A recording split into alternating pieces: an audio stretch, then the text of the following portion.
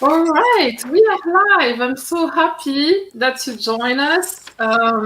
This is the weekly live around high performance mindset, and as part of it, I have the great pleasure to repeat the experience in a different way. So we are not going to discuss about the same thing. It's really about the future of jobs, the future of work, and I have the great pleasure to talk again with Andreea. So this is our second time together. Such a pleasure. So Andreea is, really involved in this, thinking and reflection about future of work and dreaming about it, but not only dreaming, really this aspect also of coaching, of helping people to envision it and implement it. So welcome, Andreea. Thank you, Christina. You are such a gracious host, and thank you for letting me come back to talk about something that is so close to my heart. And as I mentioned earlier before we went live, I do find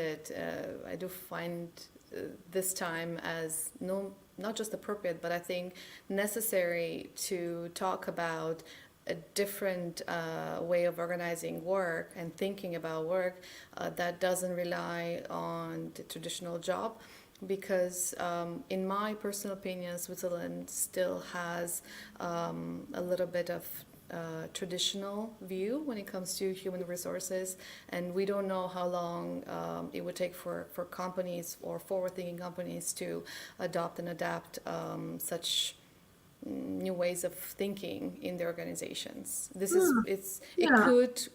consider it could be considered as something quite radical, right? Just giving up jobs. So the sooner we can talk about the topic, the sooner we can start also experimenting and seeing how what success actually we have within the organization with this model. So for those that might have not been in the call last time, or they didn't have time to maybe review the recording, the discussion was around something that two great thought leaders have put forward in terms of, let's think about this, namely Dr. John Bajuro and Ravin Jasuthasan around organizing work. And they propose a different way of organizing work, which is deconstructing the jobs altogether. And maybe I ask a question at this stage, because this is also coming from the comments in the, thank you very much for those who are looking so it's about making a distinction between what you name traditional to something new. So what is there? I mean, what do we mean by traditional Right. versus, So you yeah. have the legacy of how the work is being organized. You have a job and a job holder, and then you have the entire, let's say, process of one individual entering the organization, having to manage the tasks that are listed in the roster of responsibilities in a set Mm-hmm. job. And what we mean by the new work operating model or system is that in the future, the job will be deconstructed, or the role will be deconstructed, because you have the human component with the skills and the capabilities.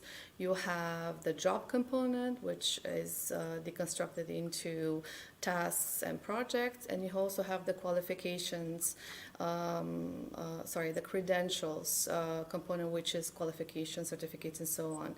And what John and Robin propose is that in the future these will no longer be bundled together. They will live on their own. So that's the the whole gist of it, if you And want this to. is what you were referring also last time when you were talking Precisely. about unboxing. Unboxing. Unboxing, right, Unboxing. exactly. Yeah. And why the need to unbox? Because in a constantly automated world, or a world that continues to embrace automation, and organizations do that today, automation enters more successful in organization if the job is being broken down to the task level, because John and Robin highlighted the fact that automation affects parts of the job, not the job entirely. So people that feel threatened by the concept of automation or machines, I think they understand it a little bit inaccurately, because it doesn't affect the entire job. The job is not being replaced. Certain tasks in the job are being replaced, so that it allows the individual to focus creatively on other things. Yeah, and so, in coaching, we like to use metaphors. And I'm curious now to, what comes to your mind in terms of metaphor. We were talking about the box. Yep. So it's not a box anymore. What could it be in your mind? Oof, the way I see it, maybe not necessarily in those lines, but I think when I think about what people can do with their tasks, that not necessarily is just the traditional job boxing. I would call it job crafting. And this is also Hmm. something that is borrowed from Dr. John Berger and Robin, just with Assam, because they said people should think about how to craft or recraft or Hmm. redesign their jobs. Hmm. Hmm. This is what comes to mind. Okay, job crafting. Excellent. Yeah. Yeah, good, good summary. Yeah, so what do we need? What do we need to anticipate so Right. that we are successful in this job crafting? Well, I think because I think the focus today is more on the leaders. What do they need, Mhm, or kind of mhm, skills would they have to exude to be successful? And what is understood with this model is that there is a lot of empowerment which is given to the individual to choose what projects they want to work on. If you deconstruct the job into tasks, and you have, I don't know, thousands of bodies of work around the world in an organization, the individual has the opportunity to just choose the ones that they feel, okay, this matches with my personal preferences, but also my values, where I want to build my skills on, and so on. So in that sense, the relationship between leader and employee becomes less hierarchical. Of course, in the future, organizations are still going to be set up similar to today, so wouldn't be a lot of big changes when it comes to how the C-suite is setting up the agenda, the priorities, the strategy of the organization, how the functional or frontline managers are going to ensure that people are managing their tasks according to deliverables, what we need to do. But there will also be other roles that leaders will have to take on. And one important, let's say, role that they would have to focus on will be to set the standards and the boundaries of this new work operating model. Because, for example, not all work is best done in a deconstructed way. So you have to think as a leader, where does this stop? Where do I still have my people working in a traditional, or let's say the standard way, and where do I allow them to be creative and work on projects? Another And important role. I have if I may have a curiosity here, because you are talking about the link between leadership and Yeah. crafting of jobs. Um, and you are also using the word hierarchy, and Mm-hmm. we have observed for the past years that hierarchy is gradually disappearing. It's more flat, more network interaction. How do you see, or how could we Yep. anticipate how the structure, the leadership structure would evolve at the same time as we are in this world of crafting jobs? Mm-hmm. Any idea So about that? Yeah. Mm. that's actually one of the skills that the leaders would probably need to adapt to, because if you move from a Mhm. traditional leader role where you had the boxes with the employees, you move to this kind of like project work, you will move from having the hierarchical authority to empowerment and alignment. And empowerment means that you as a leader would have to be able to have skills to allow people to go beyond the limits of your physical team or department or whatever, whatever you are organized. But at the same time, you have to keep them accountable. You have to give them the power to self-manage and choose the projects that they would like to go for, while at the same time making sure that the person is also accountable for the output. Okay, what I said that I would do, I will do, and this is the fruit of my labor, if you want to call it. And alignment, meaning that leaders will probably have to align much faster and much more constant with other leaders in terms of who does what, where are projects available, and where are my resources moving within the organization. Oh, okay, so yeah, so interesting point just came to my mind, and let me know what you think, that it's also about crafting leadership in a way. What do you think? It is. I think that crafting Yeah. the job and crafting leadership is, I mean, the way this research or this focus on how leaders should behave or what kind of skills they should have to be successful in a world without jobs, it brings a lot of, in my view, a lot of things which haven't really been captured in the past. So if you think the skills that the leaders needed to have up until today, and I put it in balance with what is required, there is a lot of humanistic set of skills that would be needed, and that's quite hard, I think, to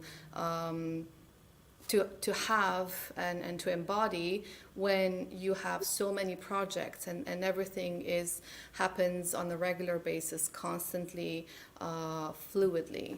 But I think that is the challenge of the difference between a good organization and a great organization.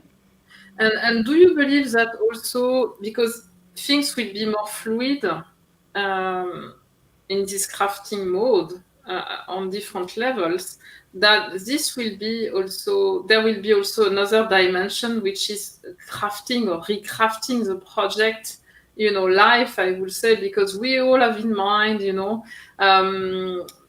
the definition of a project, right? Which is, it starts at one point, it ends at some point. So there is a beginning and an end. And, there are maybe transitions in terms of leadership or who is doing what. And you are describing something even more fluid, right? So I have a curiosity here, because we hear a lot about the agile project, the agile organization. And somehow you are also bringing here the agile, paralleling to something larger. So I'm wondering, do you think that we are going to revisit also the way we handle projects or activities? I'm not sure if there will be, the way I understand it, I'm not sure if there will be a significant change to how we understand projects, but as they will happen perpetually, and there is this understanding, then they will go again and again and again, and there will be no end to it. Then probably managers are going to be or have to be extremely experienced and talented in terms of project guidance, right? This is also another skill that is that belongs to those successful leaders in a world without jobs. To be able to guide the projects, not necessarily just get the tasks done, which probably has been a little bit more traditional view on, okay, this is my deliverable, I just have to do it. But how you do it, how you guide the people to do it, because there will be a lot of self accountability on the part of the employees. We become highly skilled, more independent. We are able to make these decisions faster, easier, with a higher degree of accountability. So I think leadership is going to adapt to that as well. So yeah, so really we are sensing in this discussion, and I personally feel very excited, because it's really a revolution which is coming. We are talking about the fourth revolution, and here we can feel what it means from the job perspective, from how we approach the work, right? With this robotics at the center of this revolution, pushing us to revisit, where we can have most impact and where we should put our energy. And you bring this aspect of, not viewing the activity with this beginning and end, but something more, fluid and ongoing, right? Perpetual, right? And really, when I'm saying that, I'm feeling, wow, it's another dimension, it's another perspective on the job, right? So less mechanical, yeah, less mechanical in a way. It's a little bit opposing in terms of Mm-hmm. I don't know how you could approach this concept, because on one hand you do use automation and you Mm-hmm. do make the most of machines Yes. to be able to craft this new setup, right? But at the same time, the humanistic component becomes even more important than Mm. before, Yeah. because there is that degree of sensitivity with regards to what does a human do versus what does a machine do, Right. and where is best to be done by a machine versus a human. And this is another skill that leaders will probably have to exude in order to be successful. The humanistic work automation, they call it, because in the past the leaders focused on technical automation, so just everything that had to do with automating work. But now the humanistic part comes in, because the leader will have this very important and heavy decision: what work to automate. And there could be bias around it, because we technically feel a little bit more confident that the machine provides a faster results, better results than a human, right? This is kind of the idea that we have in mind, and that is a bias in itself. So I think the leader will have to balance or have a nuanced understanding of the human contribution in relation to the machines. Oh, that's really a great point. I also want to share that we have great feedback from the people who are listening. They are really embracing this, aspect of job crafting, leadership crafting. So, yeah, we are bringing, additional food for thought, and please continue to engage with us around this. So, yeah, sharing about my experience as a scientist, I was involved in automation Mm-hmm.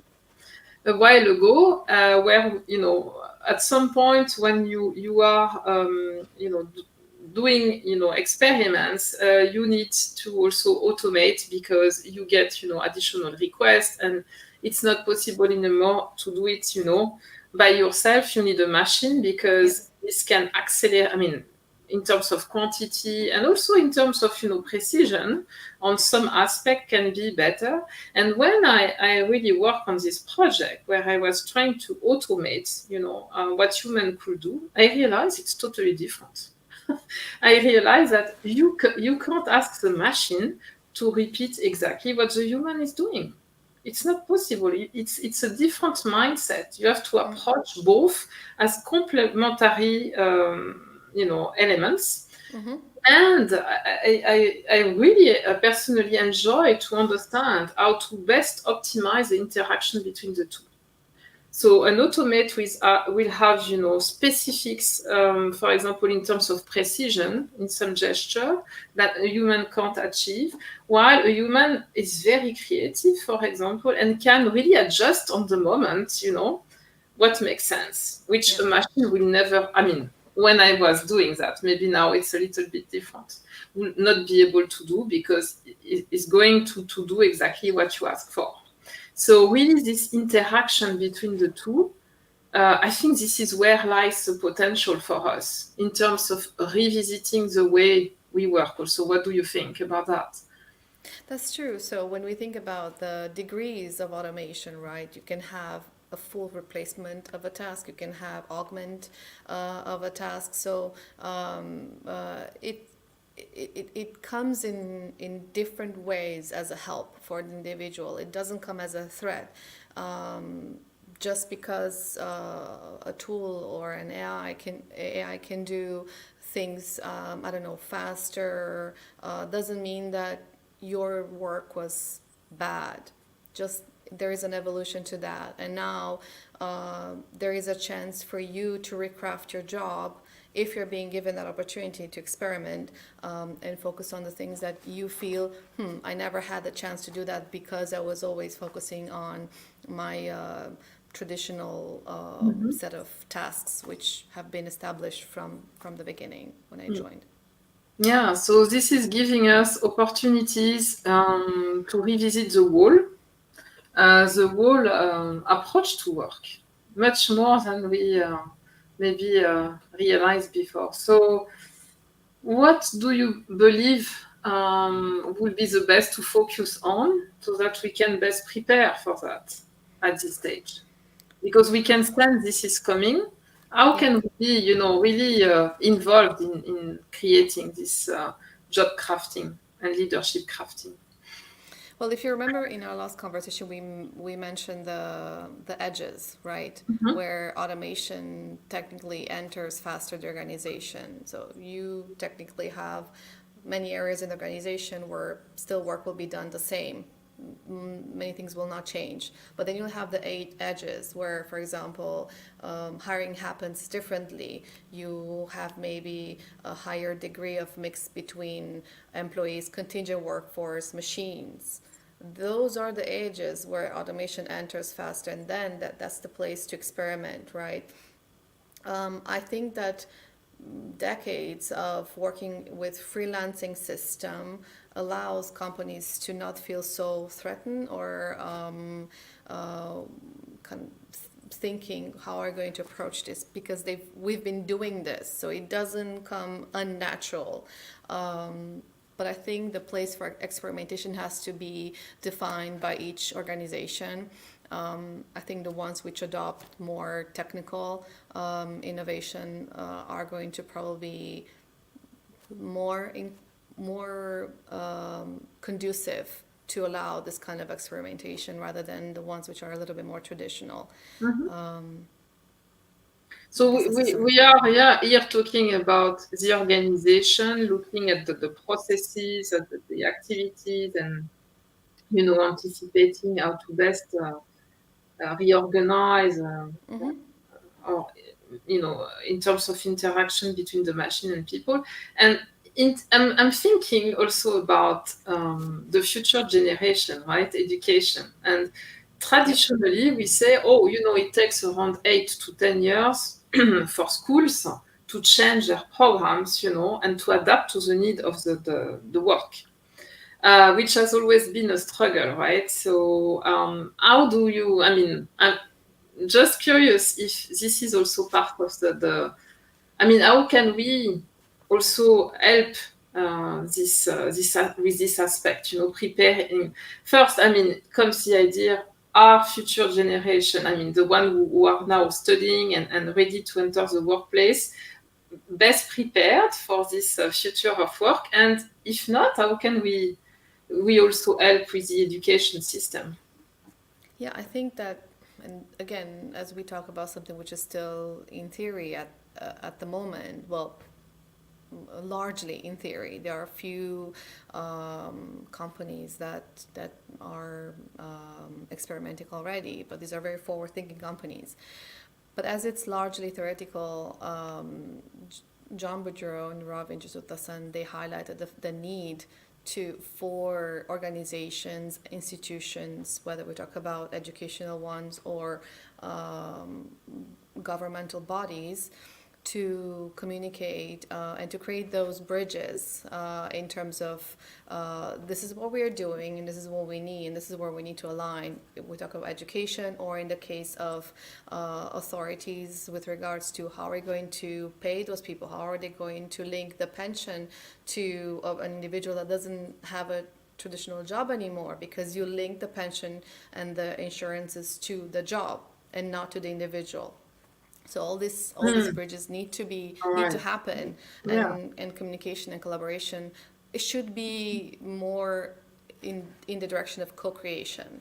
Mm. It's not just Yeah. the organization does this in ether and then it expects that everything else will follow, because then of course the future generations, some of them might adapt fast and others might Mhm. find it, well, the curricula doesn't prepare me for the reality of the organization. Hmm. Okay, yes, it's a holistic perspective, anticipation that we need to have around this. It's, I do yeah. remember that some years ago when I was in my former organization, we had the discussions around how do we approach the whole higher Mhm. education system with regards to preparing the youngsters to enter the organization. And there was still a gap, even if you have the relationship with the universities. As you say, the time to change, the time to adapt the curricula to prepare those young generations for the realities of the organization, meaning that by the time they finish studies and enter workforce, they don't feel that the skill life shelf is already at the end, that they still have some years that they can use them. Those conversations and those realities were still not I, not I, not ideal, but it needs a lot of time, or at least this was my perception, that those large institutions move quite slow. I think Mhm. it will happen the more discussions happen, that maybe put the sense of urgency around, hey, let's adapt the curricula to make sure that those students are going to be successful when entering the workforce. Mm. Wow, super. So it's such an extensive topic, huh? It's Has branches everywhere. yeah. I'm really um, I have, I feel very excited because I think there is a lot of opportunity for all of us here, to be involved and really make it something powerful, okay, for society. And at the same time, yeah, it's we need to move on, something like that, right? It's yeah, this sense of urgency. So yeah, what else do you think should we also bring as a topic today related to this topic? Related to the Yeah, I topic. mean, is there anything else do you think that we should talk about today? No, I Really? think this is a large enough topic that Mm, we yeah. approached. I don't think I mentioned one other skill that is still needed on the leader side to thrive in the world with deconstructed jobs, which is, I think, a very important aspect. The continual focus on diversity, equity, and inclusion, or DEI. Mm-hmm. Mm-hmm. If we think traditionally, leaders, they have an episodic focus on DEI when either a person enters the organization or they get promoted. Mm-hmm. As jobs, I mean, as roles are deconstructed and people, they just jump in from project to project, there will be more opportunities to have the DEI as work increases. So leaders are going to be very careful in assessing how they bundle teams together to ensure the equity, so everyone is treated the Mm-hmm. same, the inclusion and the diversity. That's going to be quite challenging because everything happens very fast and Yeah. constant. Yeah. But the good thing about it is that as the DEI in the traditional sense may not have been seen, if it doesn't work, it takes a lot of time before someone realizes that it doesn't really work. But in a world where projects are dominating how we organize work, the DEI is going to be very much visible. So you will quickly understand if a leader has a more conservative approach to DEI, because it will be right there. It will pop up every time the teams are bundled and then dismantled. Yeah. So that's also one thing to think about. Yeah. So yeah, so this focus on D&I, and I think it could be an opportunity also because it will put the topic up front, so maybe easier to tackle also. In fact. Probably it will be a little bit more forced. They will be forced to tackle it because it will be really out in the open. Every time you bundle a team and you dismantle it, it there are going to be all these maybe evaluation forms that individuals can also track, the D&I having happened, right? They even mentioned something on the lines of leader net promoter score, right? Something similar to how you would score customer satisfaction, but this related to a leader, right? And you can essentially score the leader, how well they managed me, how involved did I feel in the project, and so on. And this will appear more frequently, faster. So everything there will be a higher degree of visibility. Yeah, and I think in terms of opportunities of development for the organization, for this topic, for personal development, for team development, having all these changes, faster, helps you in general to uncover bias and then to also be more and more comfortable working on different topics with different people in different places, in different circumstances, because it also comes from experience, right? That you expose yourself to different situations and then that you get more and more comfortable with what's happening during this project work, this teamwork. There are things that are easier to tackle in terms of interactions, in terms of content of the project, and then by being confronted to different topics, you learn faster, in fact. So Yeah, I think the learning curve is yeah, significantly. accelerated as well. So, which actually brings maybe another topic. This is such a rich discussion here. The topic of the learning, the learning agility, or, we have seen in the past years, I mean, traditionally, let's say you get a diploma. I mean, this was a long time ago. You get a diploma which allows you to open door, to enter a certain company or certain field. And today, really, there's been, a focus on continuous development, that you are in charge of your own career and development, and then, this focus on this, LinkedIn learning, or online learning, so this certification. So the focus is more and more on this continuous learning. But as we are talking, I'm realizing with you that there will be probably also an acceleration of this learning curve. What do you think? Right. So the way, and this takes me back to what was initially discussed in our first live. The way or the advantage of organizing work in projects is that it also allows maybe for systems of self-learning to support the overall map of skills that organization has. So for example, let's say that you have a pot of talent that is focusing on, I don't know, a technical language, and you want to deployment in different areas of the organization as per their own desire. So the individual desire is the one that essentially dictates where they want to go.